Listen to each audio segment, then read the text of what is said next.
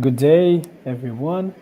My name is Alan, and I'm the current treasurer of the Brazilian Society of Oral Medicine and Pathology. On behalf of our society, it is my honor to introduce our very special international guest speaker to our audience. Professor Newell Johnson is certainly one of the most respected and prolific clinical scientists of all times in the fields of pathology and oral medicine. I mean, in international terms. When it comes to his very special background, he has a bachelor degree of dentistry, a master of dental science, and a degree of doctor of philosophy. And he's also a fellow of multiple royal societies in the fields of medicine. In addition, Professor Johnson is registered as a specialist in oral medicine, pathology, and in periodontology, with research strengths in epidemiology, public health policy, pathology, and medicine. In terms of biography, it is important to highlight that he is Emeritus Professor of Oral Health Sciences in the Faculty of Dentistry at the prestigious King's College of London, and also Honorary Professor of Dental Research in Menzies Health Institute, Queensland, and School of Medicine and Dentistry at Griffith University, Australia. Remarkably, Professor Johnson was elected to the Academy of Medical Sciences in the UK and appointed by Her Majesty the Queen to Companion of the Most Excellent Order of St. Michael and St. George for his unique contributions to oral medicine and to public health internationally. He's certainly one of the most cited dental researchers in Australia, with an age index of 84, with a long history of collaborative research involving colleagues and projects in literally all continents. Just as a few examples, he holds honorary chairs in several Australian universities and also universities in India, Kenya, South Africa, West Indies, and currently he's undergoing clinical investigations in Australia, Nigeria, Kenya, India, Sri Lanka, and Papua New Guinea. So this unique expertise on dental caries, periodontal diseases, oral cancer, and OPMDs, among other oral medicine and oral pathology topics, made him to be recognized by two distinguished scientific awards from the International Association of Dental Research and honorary membership of academies and scientific societies, not only in the UK, but also in France, Argentina, and Australia. Professor Johnson is a highly active professional in the educational research field, especially in relation to health sciences and dentistry worldwide. And today, he will be talking about a very interesting topic called Dentistry in Crisis, Time to Change. And he will be assessing the La Cascada Declaration, which is something exceptionally interesting for all of us. Professor Newell, thank you so much once again for your time and the energy you're going to invest on our audience. It's 10 past 10 p.m. in Australia right now, in Brisbane, so we cannot thank you enough for being so available for our group. Thank you once again, and the floor is now yours. That's a pleasure, Alan. Thank you so much. Greetings, colleagues. As a dental profession, I think we've lost our way. And what I propose to do is to give you some of the evidence as to why I draw that conclusion.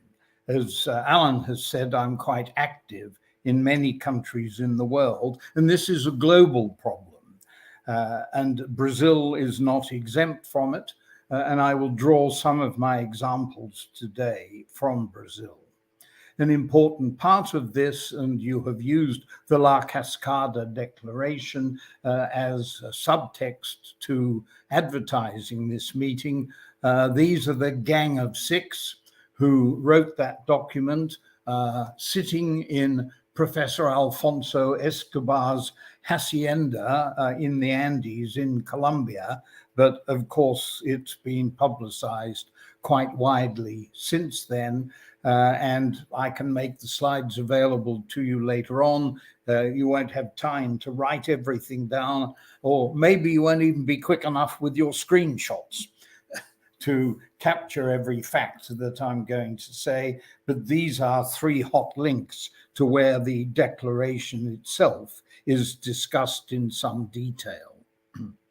But really, that's my whole story here in one slide.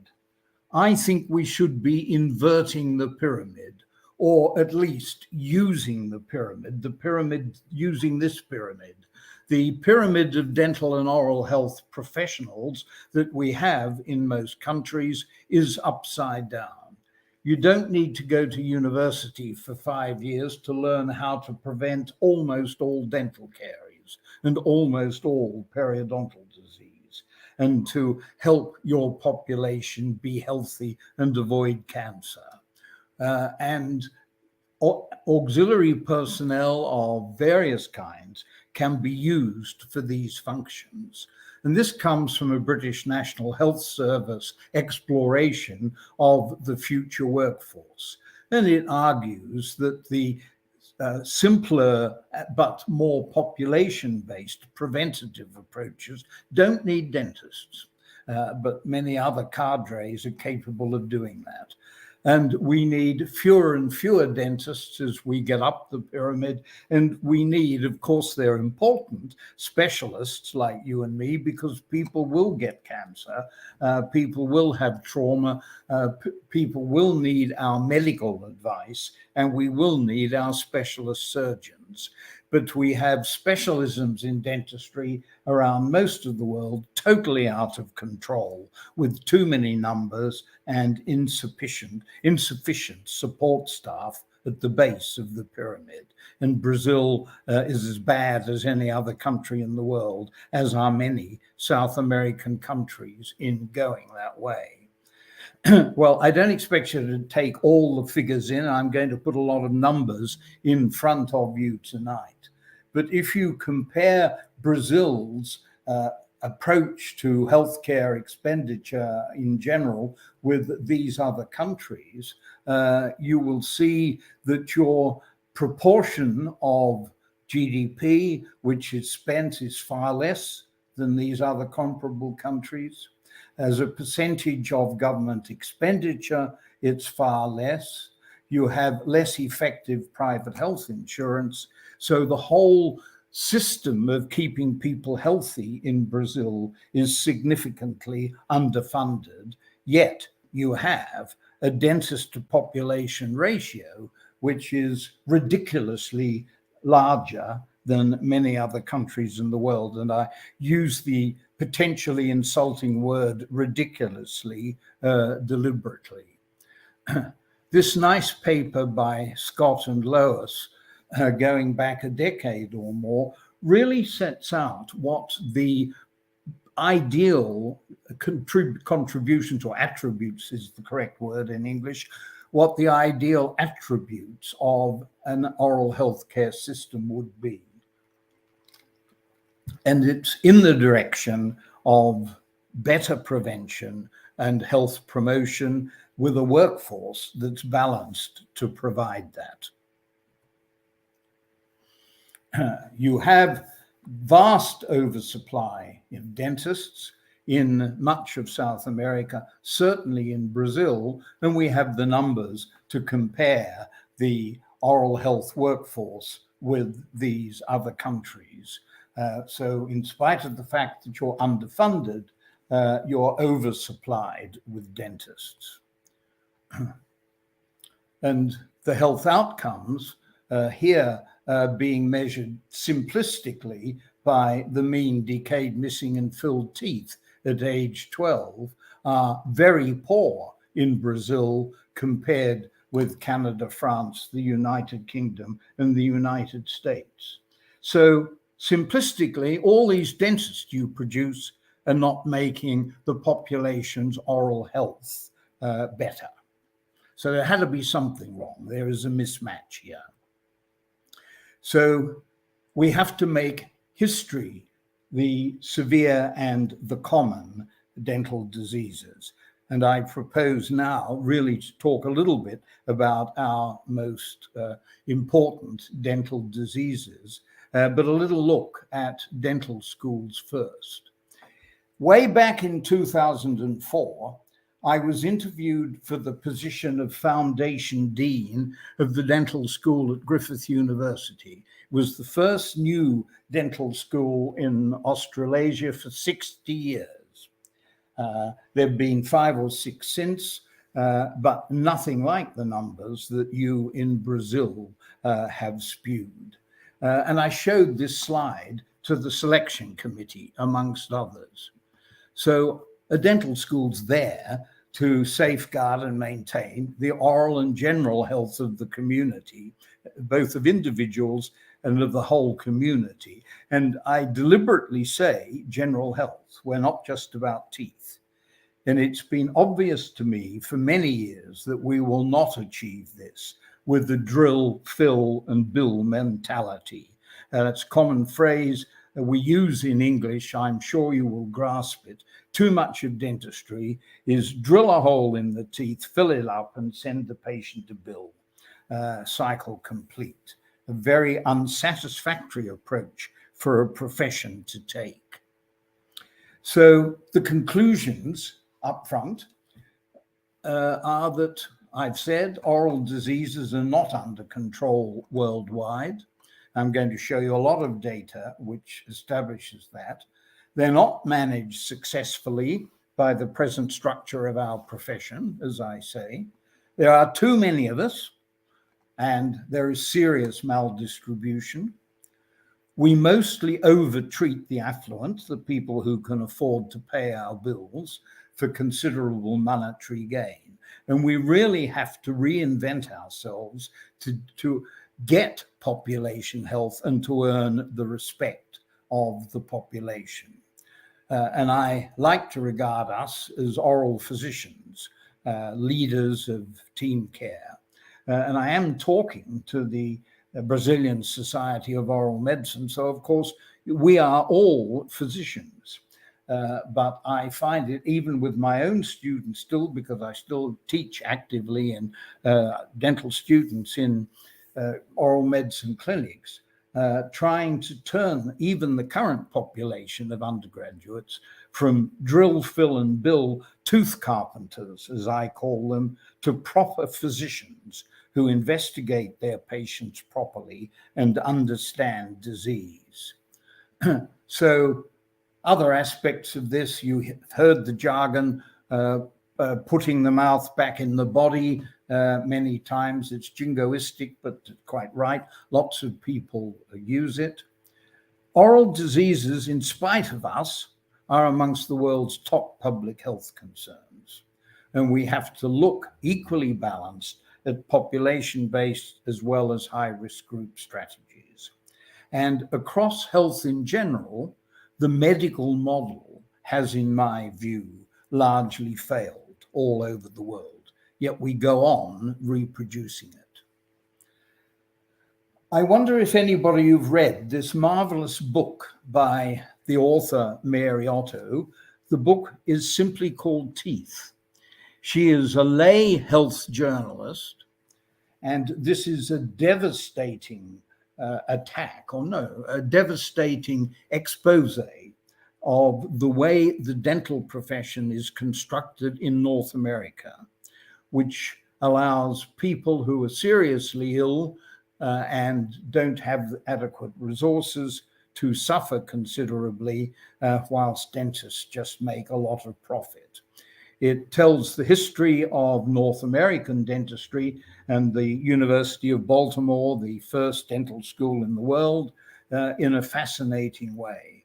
And much of the inappropriateness of the structure of dental education these days stems from the University of Baltimore because the surgeons would not tolerate dentists in the 18th century, so they ran away and started their own profession. And we've suffered from the split between dentistry and medicine ever since. But as I say, the oral and maxillofacial diseases are very serious. Dental caries is ranked first amongst the 50 most common diseases, chronic periodontitis sixth, dental caries of deciduous teeth 10th, as you see, and edentulousness 36th. So it's a serious global situation.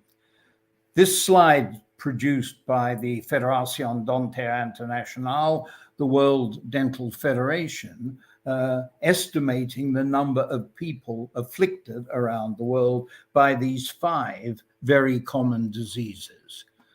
And untreated decay of deciduous teeth. I'd love sometime to tell you that I hate the word primary teeth. They're deciduous teeth. In the discussion, if we have time, I'll tell you why. Because the primary dentition is A, B, C, D, E, F, 6, 7, 8. And most pediatric dentists get that wrong. So tooth decay is a major problem. Severe periodontitis is a major problem, but it depends what you call severe. And I'm going to argue that it's actually a minor problem. We all teach these days because broadly we recognize the common risk factors for most chronic conditions. So the diet feeds diet, stress, poor hygiene, smoking, drugs, alcohol feed into diseases of many systems. And I'm going to enlarge on that as we go forward. A little look at the challenges facing the world. Population growth and climate destruction are really 2 of the most serious problems facing humanity. And war, such as that we have in Europe now, is really a consequence. We are going to have increasing wars over water and other basic resources as climate changes if we don't do something about population growth. And this rather entertaining map is showing you the countries of the world in relation to the size of their population. And Australia doesn't even make it.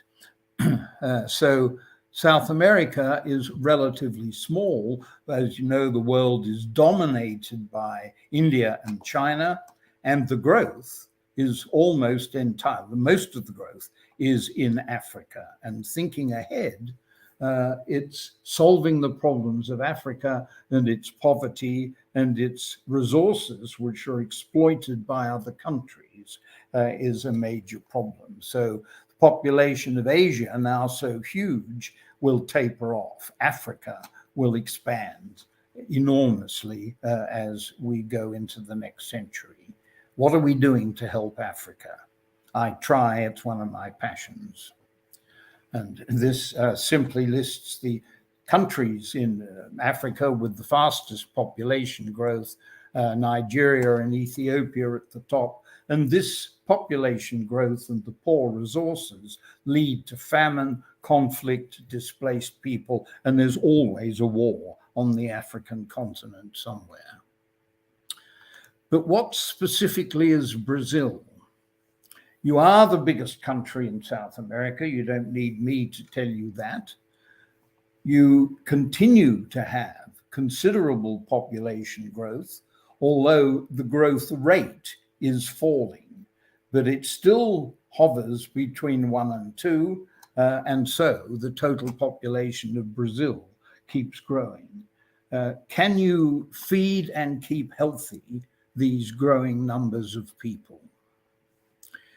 Because if we look at the age pyramid, it is those older people who are going to expand in society amongst both males and females as you go forward to the next few decades, like many countries in the world. And we already see Japan suffering from not enough young people with an aging society and difficulty in caring for the aging society. So globally, we have to be concerned about population growth. This is growth of dental graduates in Brazil, males and females. Sure, the males and females in the lower graph, and you know because you teach that you have more females in your dental schools now, and they're growing extremely rapidly. This is an overproduction. If you look at the number of dentistry graduates per year coming from private courses and public courses in Brazil, the public universities are pretty stable, have not increased very much, but there's this enormous, and I use again the word ridiculous, growth in the number of private dental colleges in Brazil and in many other South American countries. I actually know Colombia best. Why are we allowing this to happen? How can we stop that? So we love our dental schools, and people seem to love ranking dental schools, ranking everything in life. So I went to two websites for fun, and Griffith University, my current university, and the Brazilian universities don't make it into the top 10. But as Alan mentioned in the introduction, King's College London, which is where I spent a large part of my life and I still have an appointment, is on the list number 5 in this list, but I can find another list which puts it at number 1. So it is a great pleasure to work in an academic institution which has such high standards and such a high level of intellectual activity. But I'm not sure that these rankings are entirely helpful. That's just a personal aside. So what are the major causes that produce, what's the burden of real disease if we think as physicians about whole bodies? You know, as I say to my students, teeth occur in mouths, mouths occur in heads, heads occur on bodies, bodies live in families, families live in communities, and we have to think about managing health and disease at all of those levels. And this data from the Global Burden of Disease enormous data bank is showing changes between 1990 and 2016, which was the last data specific for Brazil that I could find. And the things that are rocketing up are the diseases of old age. You see Alzheimer's disease, hypertensive heart disease. We haven't yet quite managed to cure some of the gastrointestinal cancers. But acute infections like diarrhea and COVID apart, respiratory infections are certainly falling. Are we as dental professionals, as health professionals, as integrative thinkers, teaching our students enough about what constitutes the major disease in society? So here are specific figures again for Brazil, comparing 2009 with 2019. Ischemic heart disease and stroke stay at the top. Respiratory tract infections stay high. Chronic obstructive pulmonary diseases are the fastest growing disease worldwide. And we currently have an interest in my group working with Brazilian colleagues. You're very strong in the area of periodontal systemic interactions. We currently have projects on inflammatory bowel disease and chronic obstructive pulmonary disease in relation to the progression of periodontal disease. Chronic kidney disease remains a major problem worldwide. So we should be focusing our teaching on this holistic view of the major diseases. And those are the major diseases. What are the risk factors which contribute to these? And they're listed in this slide. They're all available on the web. So I thought it's interesting to look at important global bodies and what influence they have on changing our policies and changing our attitudes. And I'm delighted to form the opinion that the FDI World Dental Federation is now thinking very realistically about its role in an integrative way of promoting health. And that's one of the definitions which it's recently suggested the world should adopt. Further attributes, fundamental component of health and physical well-being. We would agree with that. It has to reflect the physiological, social, psychological attributes essential to quality of life within a family and within a community. So I like what the FDI is doing, and I hope many national dental associations, and that's what the FDI is after all, a body which represents or is made up of all of the national dental associations of the world. So I do see some chinks of hope in some of the attitudes of organized dentistry. And you're probably very familiar with this chart, which has been much used in the literature, showing the upstream determinants of oral health. I needn't spell everyone out. I'm sure most of you think in this direction. Again, we can't read every line in this, but I'm sure most of us as oral physicians are very aware of oral conditions and their interaction with diseases in other parts of the body.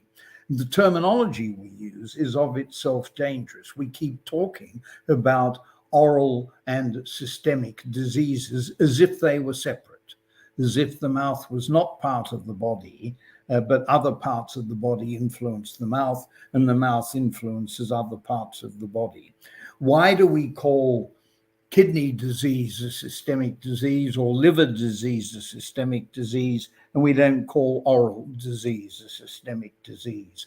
The terminology does a lot of damage because the interaction within every system within the body, of course, includes the mouth. On a slightly different tack, we face a problem from industry.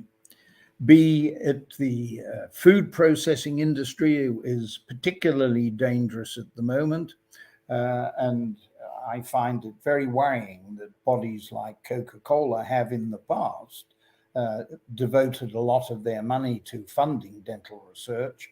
I even have trouble with Colgate, without which, for example, the IADR's finances would fall over because their purpose in life is to sell more toothpaste, and toothpaste, apart from fluoridated toothpaste, which is fundamentally important, but other oral hygiene aids, pardon me, colleagues, made by big companies like Colgate really don't contribute much to overall health.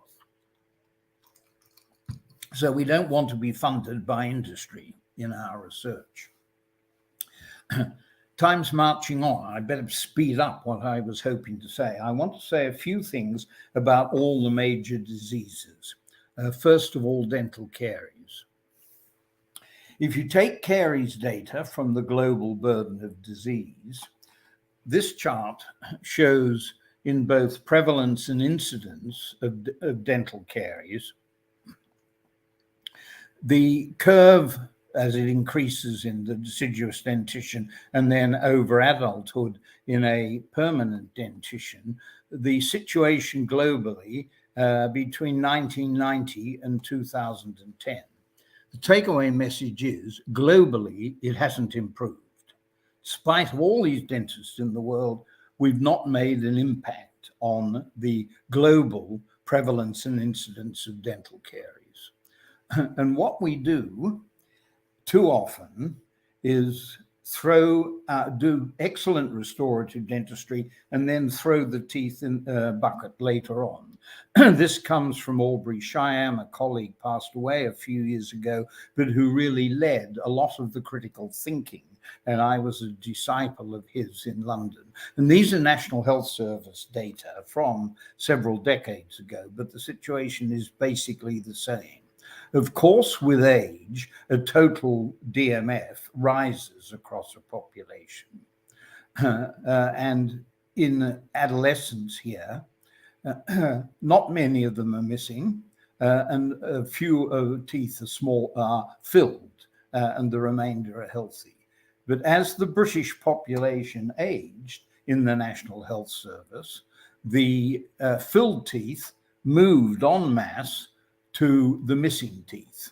So that is simplistically showing you at a population level that all that restorative dentistry was not addressing population health, and these beautiful fillings placed here in young people finished up in the bucket. The other point I want to make about cariology is that dental caries is many different diseases. This kind of nursing bottle caries is a very different thing from this destruction of the total deciduous dentition in this child, and this type of caries, which is radiation caries in an intact lower dentition, but caries on the occlusal surfaces because of the xerostomia associated with radiotherapy. So the etiology of dental caries is complex and it varies. I can say a little bit about microbiology. Oral microbiology has advanced tremendously, and there have been fundamental shifts in attitude. But back in 1985, before some of you were born, we in the British Association for Dental Research commissioned a report on the quality of British dental research by a very distinguished microbiologist, Sir Robert Williams, who was at that time head of the Public Health Service in Britain. And he wrote that. I'm going to pause enough for time for you to read it or for me to read it to you. Dental plaque, which is what we called it then, seems to have been held to be inherently bad, the cause of much oral disease, justifying vigorous attempts at its total removal. A curious attitude to something that is clearly as natural a part of the tooth as is the bacterial flora a part of the colon. And we all are glad that not every time we go and see our general medical practitioner does he or she think that you'll have to scrape the microorganisms out of everybody's colon. At that stage, we did not appreciate properly the good bugs from the bad bugs and how essential it is for us to maintain a healthy microbiome on every surface outside and inside our bodies. Now, I don't expect you to read that, just to show off in a way that back in 1970, I was publishing charts like this, showing the multiplicity of etiological factors and resistant factors that were part of the caries process. And that's been published in books and several other places since. And basically, we still feel and that we understand the basic acid-base balance on a tooth surface, which can cause destruction of tooth substance. And the biggest culprit is sugar. And we all know this, and this is what we probably all teach. Microorganisms generate extracellular polysaccharides, which help make plaque substance. They metabolize the fermentable carbohydrate to acids. The acids go in all directions into saliva as well as into the tooth enamel. It's buffered by saliva, but does that buffering get into enamel? We get calcium dissolution, but there is remineralization. and the recognition that this is a yin-yang and can be pushed from one direction to the other, and that there's nothing basically unhealthy about dental plaque, took a long time to dawn. And if you listen to most of the oral hygiene companies, they still think that you have to brush your teeth umpteen times a day and use dental floss. I don't believe in dental floss except for the precise morphological or pathological situations. And I never thought that the best time to brush your teeth was before meals. If you're going to do that, it makes more sense to do it after meals. Sorry, to do it, brush your teeth after you eat. It makes more sense to do it before meals, so you reduce the thickness of the plaque. So that leads us these days to have a big emphasis on control of free sugars in foods and fizzy drinks and so forth. But the source of the excessive intake in the population's diet is really very wide.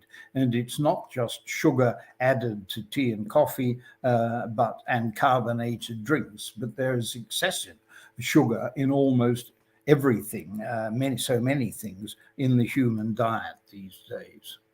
So there's a big international move against, or to try and argue for taxes on high sugar foods and drinks, which are now beginning to have an effect. I wanted to say just a little bit, take much more time than I thought this would. So Alan, when everybody gets tired and you want me to stop, just stop me, because you know me, I can go on forever. But please take charge of me.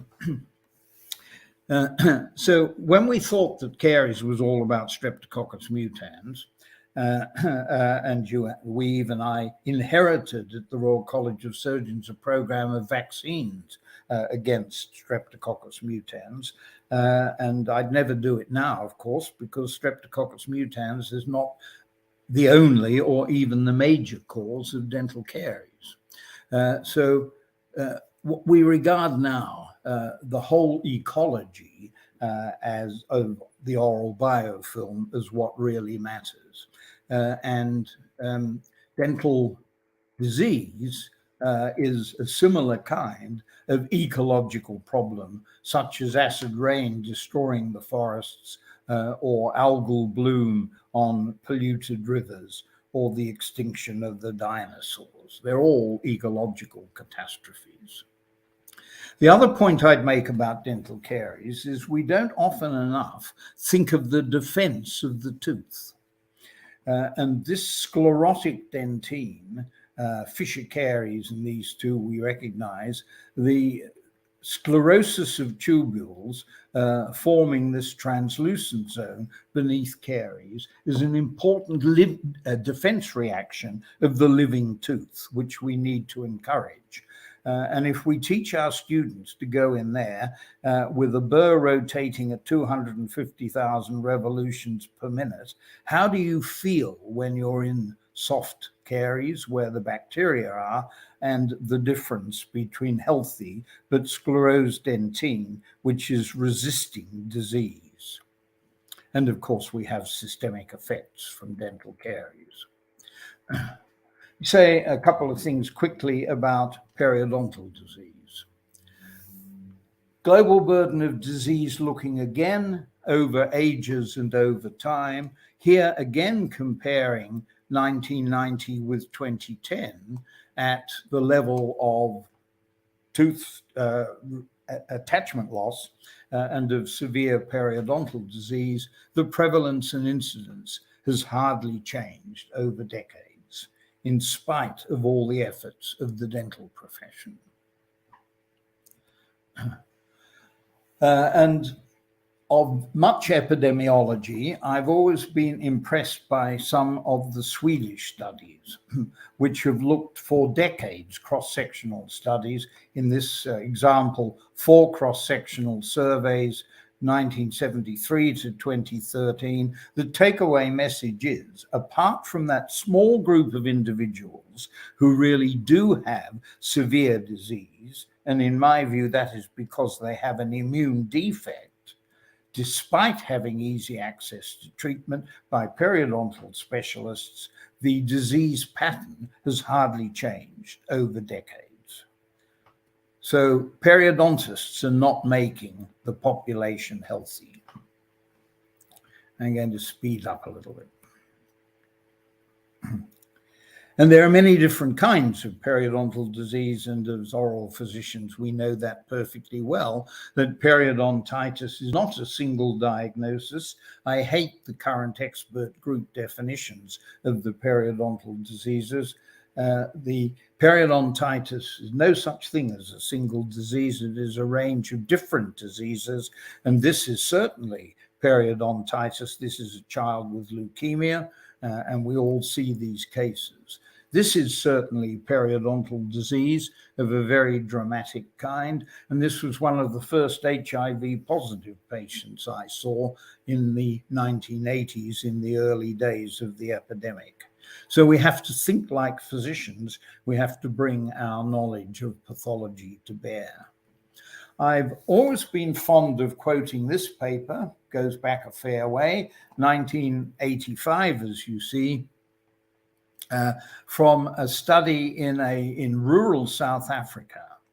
And this is the takeaway message. In spite of large amounts of plaque and severe gingivitis, there's little evidence of periodontal destruction. In a rural tribe in South Africa, living in the hills without access to dental care of any kind. Yes, they had plenty of plaque. Yes, they had plenty of periodontitis, but they didn't get periodontal disease. That's because you need an defective host response for periodontal disease actually to progress. But we have whole professions of dental hygiene whose primary aim in life is to scrape teeth clean. And that, to me, is irrational. So I must move on. I want to say a little bit about oral cancer. We're not winning the war against oral cancer at all. These are pictures from the Port Moresby General Hospital in Papua New Guinea, where I have the privilege to work. Of the so-called head and neck cancers, cancer in the mouth is the most common worldwide, followed by larynx, followed by oropharynx. So these are major cancers, and oral cancer is a major, major cancer, and you all know that. The incidence rates around the world vary considerably. We all know that the epicenter is in South Asia and the Indian subcontinent. You're probably all very familiar with the fact that Globocan would have you believe that Papua New Guinea has the highest rates in the world. You might wonder why Australia has a high rate, but that's lip cancer in fair-skinned races in our sunny climate because of the ultraviolet light damage. Most countries in the world are beginning, some countries in the world are beginning to make an impact. Well, at least there are a few countries which have done well. And Hungary has just turned the corner in recent years. France has been doing well for about half a century now. But many countries are increasing, and it's a disease we're not coping with, oral cancer, around the world either. Yet we know what causes it. And this is an algorithm for detecting individuals at risk from an Indian population. We've done similar work in Sri Lanka. So we know what causes oral cancer. It's a societal problem as to why we can't stop it. Trends in the epidemiology, I'll skip over a little bit. I want to point out, though, because I know many of you are interested in oral cancer and in the epidemiology and in risk factors, and you publish fairly extensively in this area. And many authors refer to data published by Globocan and sometimes published by the Global Burden of Disease database. Don't believe that Papua New Guinea has the highest rate in the world. There is no cancer registry in Papua New Guinea, and it's all guesswork.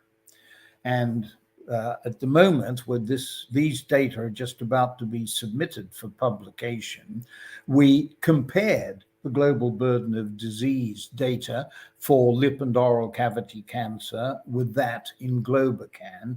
And here are numbers. You won't take it all in just at a glance, but here are numbers from the 5 countries with the most difference in those databases and the 5 countries that are closer between the global burden of disease. And this column shows you the fold difference. And just look at Papua New Guinea. Globocan would have you believe these enormous figures per 100,000 per annum, and it's 8 times less according to the global burden of disease. So on a global basis, we simply don't know. We simply don't have accurate data. But we know it's getting worse. And this is India, where I work a lot, showing trends in mouth cancer, oral cavity apart from tongue, and tongue separately, with the numbers rising rapidly in the years ahead. And that's partly population growth, which takes me back to what I said earlier about the challenges to the world of population growth, partly population growth, but partly because the habits of chewing tobacco and areca nut and betel quid in the whole of South Asia are not being dealt with on a public health basis. Yet India, like Brazil, has a ridiculous number of dental colleges and a ridiculous number of dentists, and they're not dealing with the problem. We're all very interested these days in human papillomavirus and the epidemic of oropharyngeal cancer. And these are the data from Australia, which we've just published. And with a hinge about 1998, the year 2000, I could show you the joint point, but not too many slides.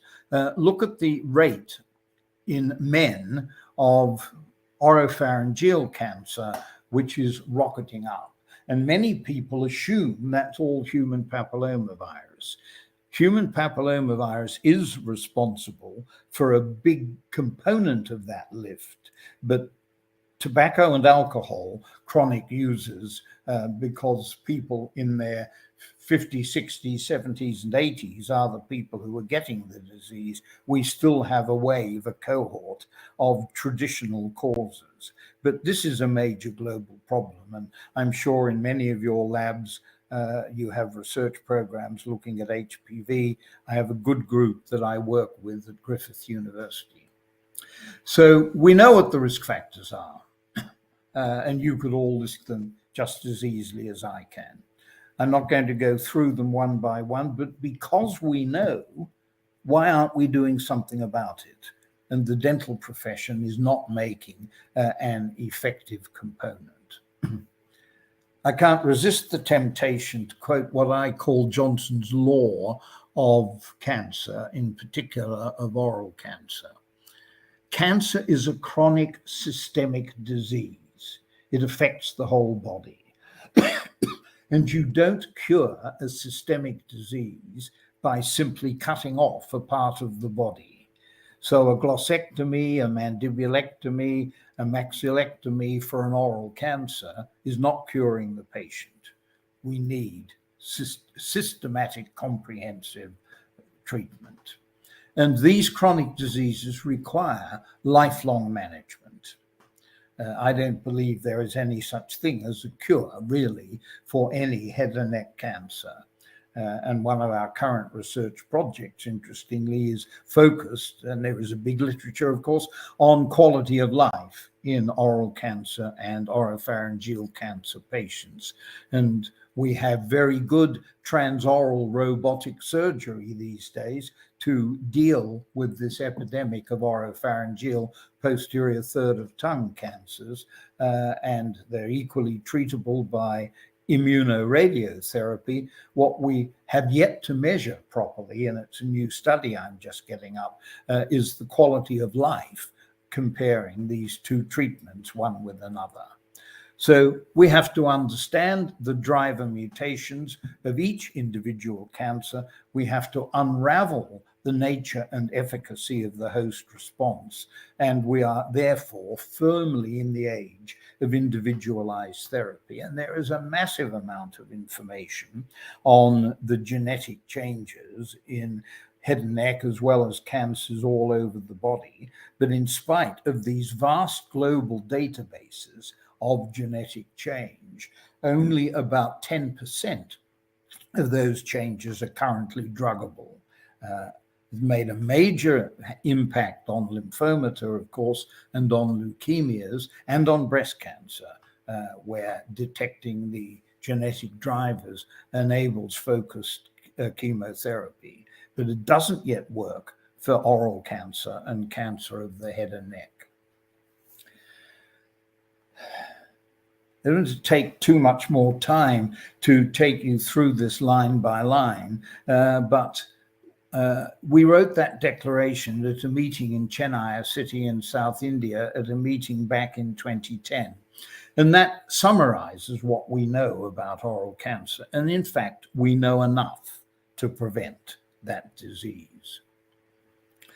Lastly, I was just going to touch on HIV disease, because this is something that's still with us. It's not gone away. It's not a problem we've solved, but we have made a major impact on the growth rate of HIV positive people all around the world. And the reason that happened is because of public outrage. And we don't do that for oral cancer. We don't do that for oral disease in general. And I ask myself the question, where are the marches on government? Where are the quilts laid out in front of the Senate House? We've got to get the public behind us to do something about oral health. Adults and children living with HIV continue to rise all around the world. The newly infected are not the numbers they were, but they're still really high and really worrying numbers. And it is an oral health problem. There's that patient I showed you before with a massive Kaposi sarcoma in a dental clinic, one of the first HIV positive patients I met. And we're all sharp-eyed to detect oral hairy leukoplakia these days, which doesn't only affect the lateral border of the tongue, but can affect the whole of the lining mucosa of the mouth. And we don't see so much as we did, but it still exists in Africa, necrotizing periodontitis and other serious manifestations of HIV disease. And in fact, this comes from our Indian study. If you use mean CD4 counts and watch it drop in a population of HIV positive people, at what level of immune suppression various opportunistic infections jump in. Oral hairy leukoplakia is high up there. Herpetic lesions come early on. We see all these. As a dental profession, we should be teaching our students to be able to do this in a community setting. It's as important, if not more, than drilling and filling. So, moving towards something positive, I hope, what can we do about this mismatch? I would say blatantly up front, stop new dental schools and make the ones we've got better. Fundamentally rethink the way we teach and what we teach. Work towards an reintegration of the whole of dentistry with medicine, and we become proper oral physicians, proper maxillofacial physicians, dealing with whole patients. And there are a number of demonstration programs. What are the barriers to this? It's mostly us. It's mostly the organized dental professions, general and specialists. It's most private practitioners. It's people looking after their incomes, wanting to, dentists, people who like to do things with their hands, they like to drill and fill, and they like to charge high fees. But most of the population in most countries in the world cannot afford those high fees, and they are inappropriately treated and over-treated. And before I switched on to come and talk to you tonight, I was staring at my television screen because this day today is an Australian general election. And the Green Party has been campaigning on a platform of bringing dental care into Medicare, making it free, or paid for by taxation, like most of medicine. And in Australia and in many other countries in the world, dental care is excluded from general medical care. So it's a political problem. And we may just see a chink in that in Australia now. So I go back to those attributes of oral health I showed you earlier. We know how better to design our curricula. And over a quarter of a century ago, I wrote that kind of theory in a textbook I was writing at the time. I'll give you the slides if you want to read that. So back to inverting the pyramid. As I said at the beginning, I think we have far too many dentists trained in the drill, fill, and bill way of thinking. We need better integration with medicine. We need more cadre of people who are primary preventers in society. And the way you promote health with common risk factor approach is the same as the way in which you promote health for preventing obesity, healthy growth and development in a child. The health visitor or the neonatal nurse or the vaccination nurse who goes into communities is perfectly capable of being taught how to maintain oral health, whilst we have smaller numbers of better integrated and better trained oral physicians. And the final area I would touch on in making this argument is some governments, driven by financial arguments because they just can't produce enough doctors, dentists, physicians, surgeons, nurses, physiotherapists, and what have you, on government-funded schemes, seeks to list items which will be paid for by the government and those which are not. And here's some general surgery recommendations. So this is a group of interventions that patients will not normally be able to access because there is no evidence base that they're actually beneficial on a population basis. Some potentially more serious in patients with genuine disease may be permitted if a special request is made. Now, that's the list you'd probably all agree with. I have low back pain. I'm keeping away from surgeons. So we seriously overtreat many of these conditions, and we have specialist surgeons and specialist dentists making a lot of money about overtreating patients. So I asked myself, how many dental procedures would we put on a similar list if we were to restrict them in a government-funded scheme? And this is my list. If we had time to debate, it would be good fun to do. Most scaling and polishing is excessive and done too often by general dental practitioners.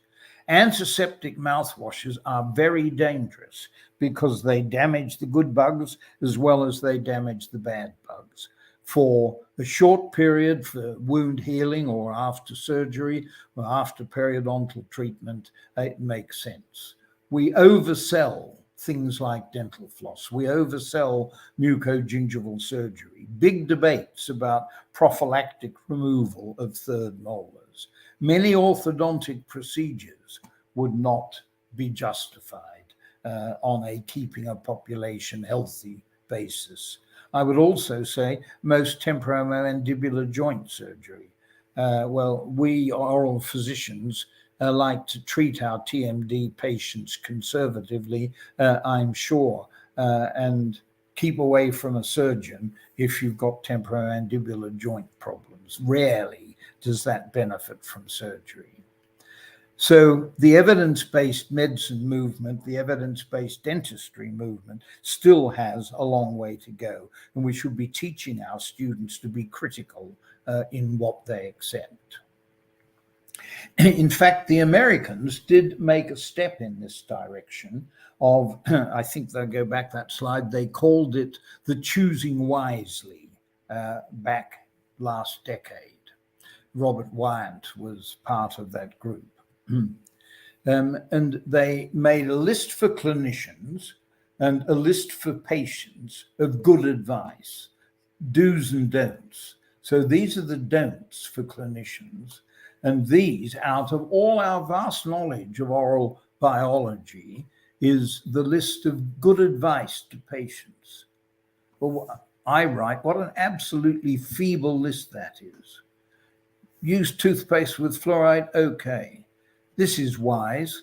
Consider sealants, yes, but with appropriate criteria. Don't let your children be persuaded to have all kinds of procedures until you evaluate them properly. Try conservative treatments for pain. And don't replace fillings just because they're old. They're wise enough, but it's a pretty feeble list. I'm sure you and I could make a lot longer list. So from our dental schools, with whatever prestige we have to lead this. And I go back to the situation in Brazil, which is rather rude of me to criticize because I probably don't understand it all. But that growth in numbers of graduates that you have in Brazil is, I would say, a national disaster and wasted talent of the young people concerned and of public funds in generating an excessive number of inappropriately trained dentists. There is some hope. There are chinks in the armor. The public is beginning to react. Again, this is getting a bit old, 2016, but the prestigious magazine, Scientific American, many of you will be aware of, produced this fantastic issue back in 2016, which argued everything that I've just been arguing perfectly well and beautifully illustrated. They saw what needs to be done. They saw what was going wrong now. And I encourage you to read that. And if you've never read Mary Otto's book, this is a wonderful expose of where it all went wrong at the beginning and why it's all still going wrong in a political sense. So if you haven't read that book, I advise you to do so. And I thank you for the opportunity to spend time together now. And it's only just over an hour. You're very patient if you're still there, but I'm very happy to have a chat with you, to be attacked, to be challenged, to try and answer any questions, Alan, if people still have time to do that. Thank you for being there. We are the ones to thank you, Professor Johnson. Fantastic talk. Your reflection was super important to respond to these needs of a changing society that is somehow losing its confidence in our profession as dentists, I would say. So fabulous. It's time for us to reflect on the ideological foundation of dentistry, and having your points of view is a privilege for us as a society. Thank you so much. And then now I have a few questions popping up on the chat box. And the first one, Professor Johnson, was sent by Paola Aristizabal Arboleda. She's a dentist from Manizales in Colombia and a PhD student in our graduation program in Brazil. And she's asking if you could talk about your perceptions and your views about the oral medicine private practice. How do you see the future of oral medicine as well as oral pathology in the private scenario, considering that, according to her comment, we are pretty much confined to the universities nowadays worldwide? There is substantial private practice in oral medicine and oral pathology in some countries, including in Australia. And other, well, let me talk about Australia specifically. As somebody with a passion for oral pathology and oral medicine, its teaching and research, I have failed in Australia because most of the oral pathology has gone out of dental schools into private practice.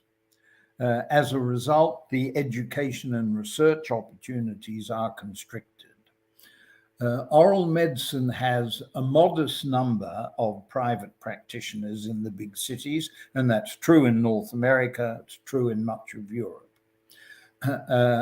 If those colleagues mix and match, that they spend time in the university, that they contribute to research, they have a patient load in a private practice which can contribute to research, that's fine. And this is the mixed economy, the mixed Western-oriented economy that we have in many of these countries. Private practice is king, but is doing damage at being king. So a little bit, an appropriate mix, but in Australia it worries me. Too much of it has gone private. It's weakened the universities considerably. I think the questioner is implying that in Brazil it can only be done, or it is mostly only done, within a university context, and it's difficult to get into private practice. Perfect. Well, you may be too much one way, and I think we're too much the other way. I think we've got to learn to live together. Excellent. Fantastic.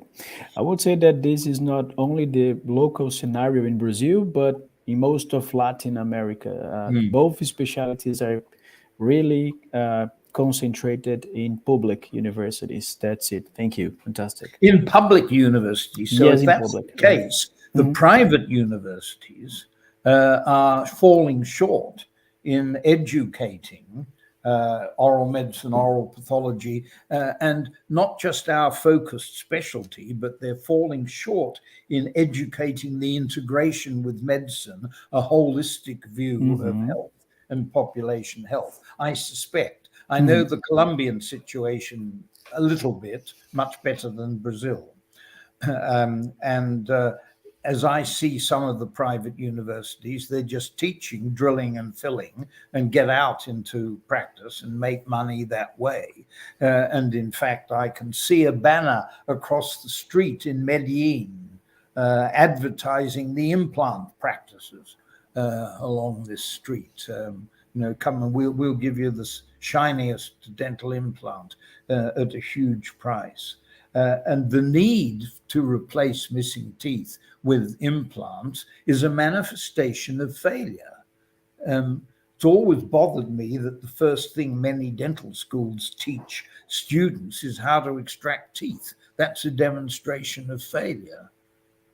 Interesting. Sad, but really true. That's very similar to what happens in our country as well. Thank you. All right, we've got a second question coming from Dr. Felipe Paiva Fonseca. Felipe is the current General Secretary of the Brazilian Society of Oral Medicine, and he has been very supportive backstage. Thank you, Felipe. Thank you, Philip. He's asking, he's thanking you for your work for our colleagues today, and he asks the following question. In your opinion, there you go. It's on screen now. Dentistry as a formal medical specialty would represent a more positive scenario for the profession, since obtaining a dental degree could be more difficult than it is today? Yes, I absolutely agree with that. The structure of combined education I could have talked about. And in fact, I published a paper in the 1960s together with colleagues in the UK about about integrated curricula. And I would love to, I have a vision that goes back there for half a century, that we take students interested in the health professions, in a career in the health professions. And you have a level of education which starts at high school, because they need to understand and are taught biology, of course, and along with physics and chemistry. But then they could have courses which are focusing on health, which have an understanding of risk factors of population health, and then when they come to tertiary level education, we could give people a degree in health sciences, fundamentally 3-year bachelor's degree, thinking about the global structure, which is recognized in most of the world now, of a 3-year bachelor's degree, a 2-year master's degree, and anything on top of that is a doctorate. So I see a degree in biological sciences, followed by a qualification in clinical method, and then a branch towards medicine, dentistry, and some people would say, well, let's have the full medical qualification. I think that could be more expensive than most countries would be able to afford.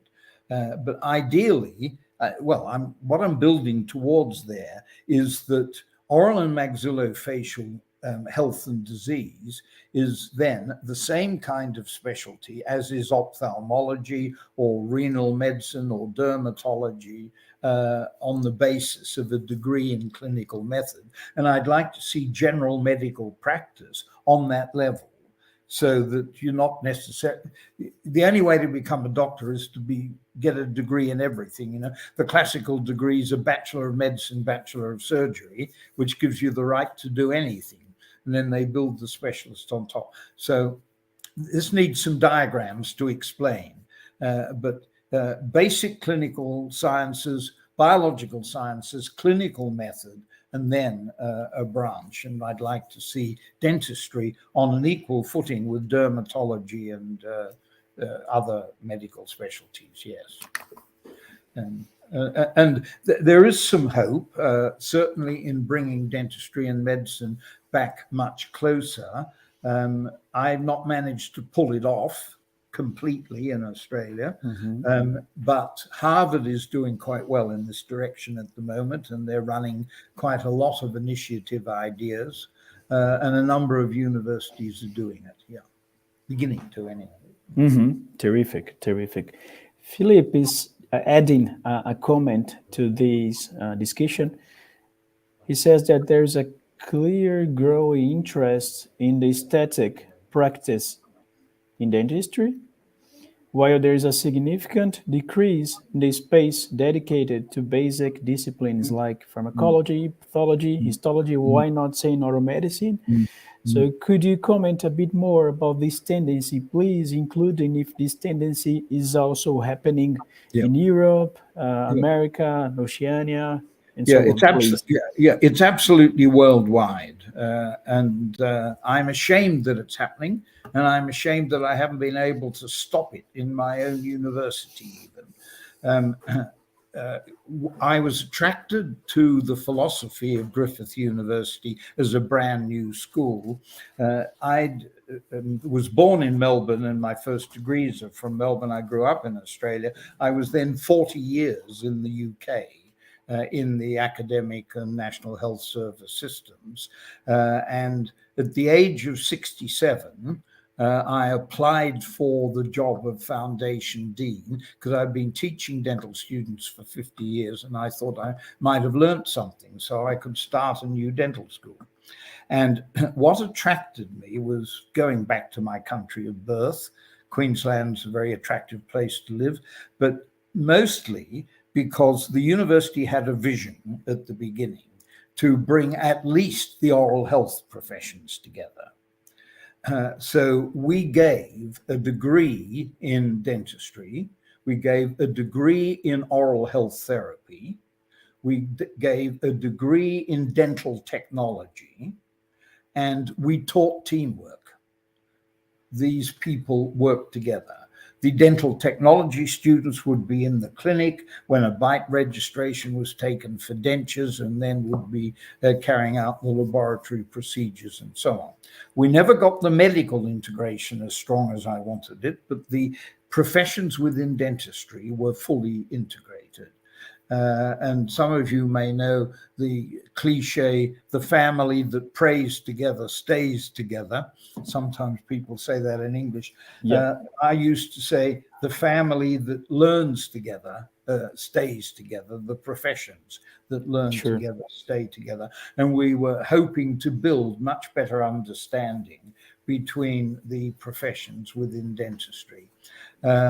And since I ceased being dean, that's drifted away. We still give a degree in dental technology. One of my first PhD students when I went to Griffith was a dental technician. She's now a full professor in the university with a PhD.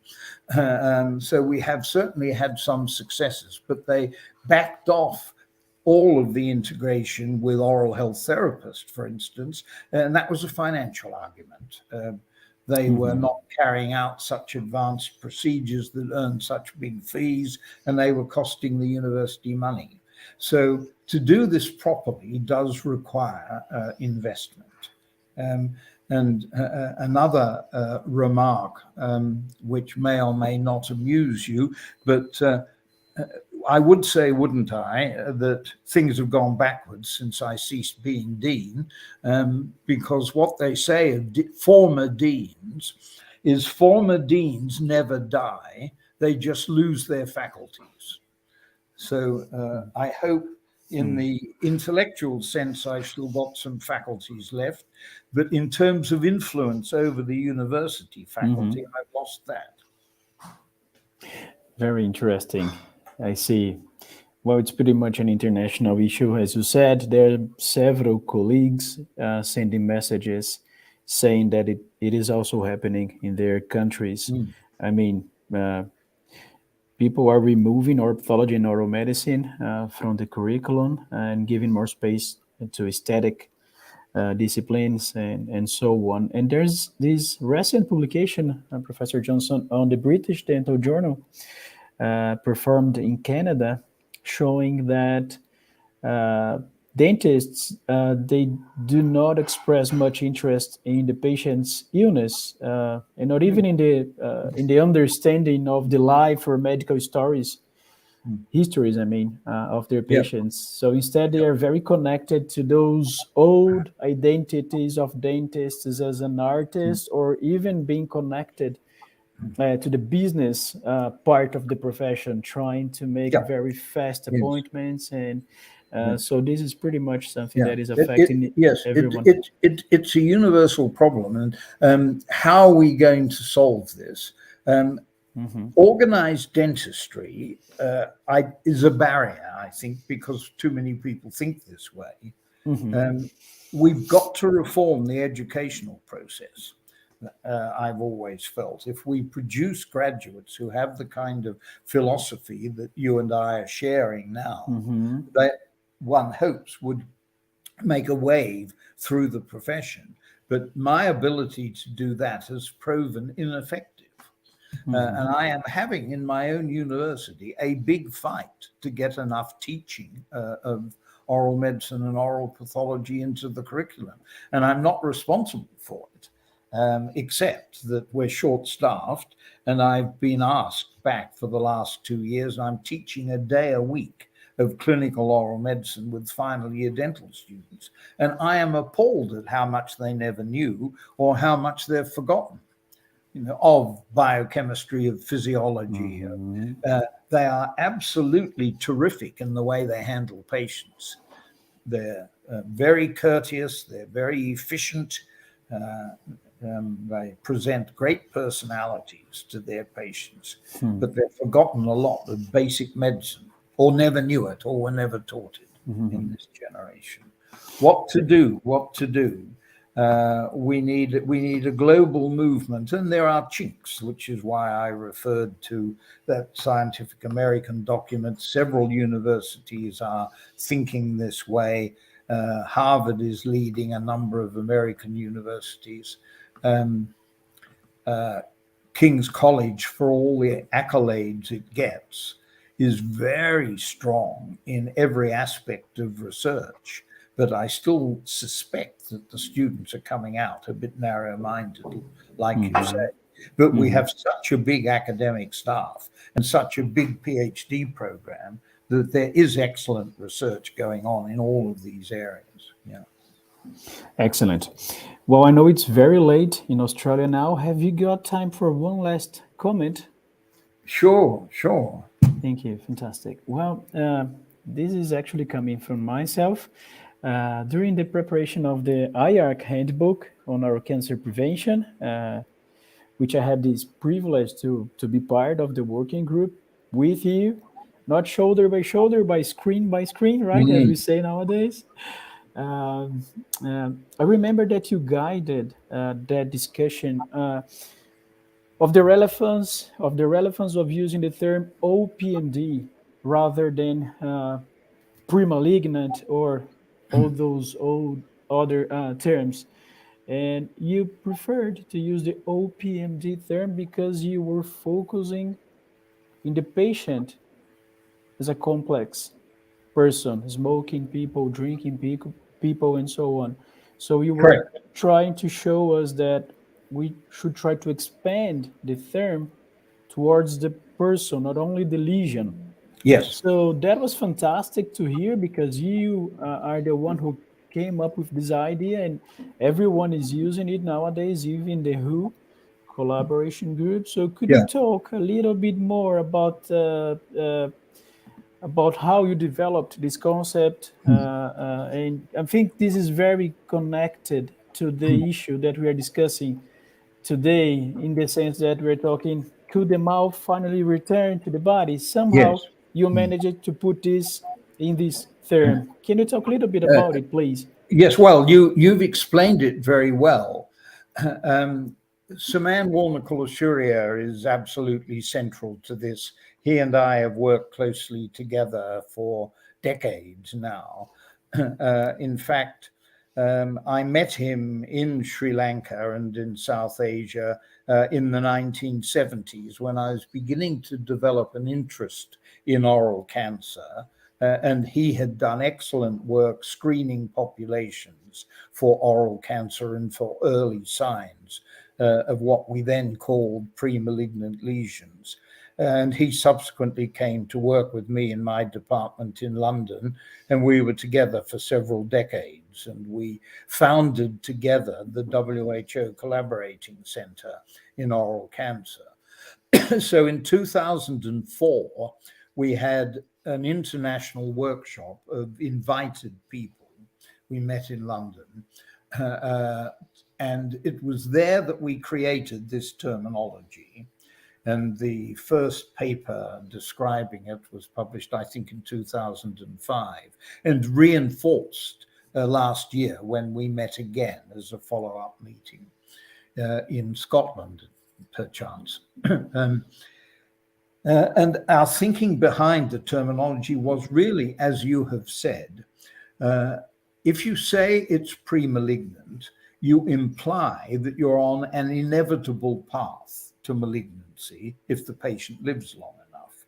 Whereas we know that it's only a minority of cases demonstrating one of these lesions, like, shall we say, oral leukoplakia, which become malignant. If it's proliferative verrucous leukoplakia, it's a different condition. But so it's to imply, not to avoid implying that cancer is inevitable, that there is potential in a patient with that presentation for a malignancy to develop.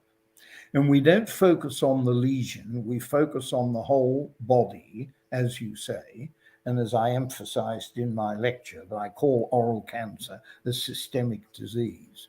And as oral physicians, we all know perfectly well that somebody who has a suspicious lesion in the mouth that we're following the whole patient, the cancer may develop in another site in the mouth.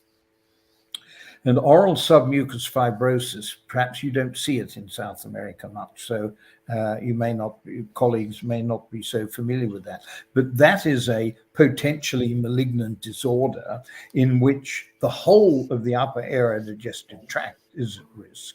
And we're all familiar with the field change thought too. Of malignancy developing. So if you diagnose a patient with oral submucous fibrosis, you can't say that lesion is likely to become malignant, because that might occur anywhere in the body or anywhere in the upper aerodigestive tract in the case of oral. So that's the thinking behind the terminology. And it has become accepted absolutely worldwide.